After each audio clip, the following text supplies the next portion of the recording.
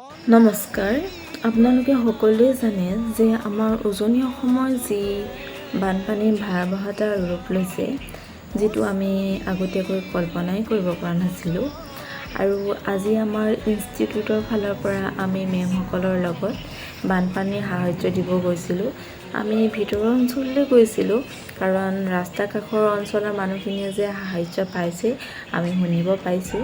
সেইবাবে আমি ভিতৰৰ অঞ্চললৈ গৈ দিবলৈ চেষ্টা কৰিলোঁ। আৰু আমি তাত গৈ এইটো কথা গম পালোঁ যে মানুহৰ কাপোৰ বহুত প্ৰয়োজন হৈছে।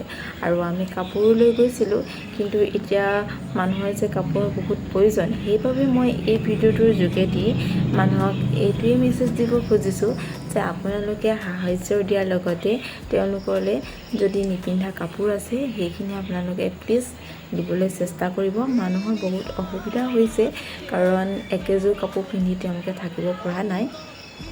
আৰু মোৰ এইটো দেখি ভাল লাগিছে, আজি যিহেতু আমি সাহাৰ্য দিবলৈ যাওঁতে গোটেই মানুহে সাহাৰ্য বহুত জেগাৰ পৰা, বহুত ঠাইৰ পৰা সাহাৰ্য দিব আহিছে।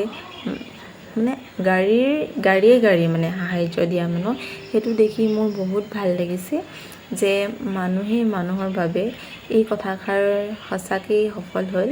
কিন্তু এতিয়া মই মেছেজৰ যোগেদি আপোনালোকে গম পাইছে কাপোৰৰ মানুহৰ বহুত প্ৰয়োজন হৈছে। সেইবাবে আপোনালোকে এই ভিডিঅ'টো শ্বেয়াৰ কৰি দিব, যাতে সকলোৱে দেখক। আৰু কাপোৰ যদি আপোনালোকে নিপিন্ধা কাপোৰ থাকে প্লিজ তেওঁলোকলৈ দিবলৈ চেষ্টা কৰিব। বহুত কষ্টত আছে মানুহখিনি।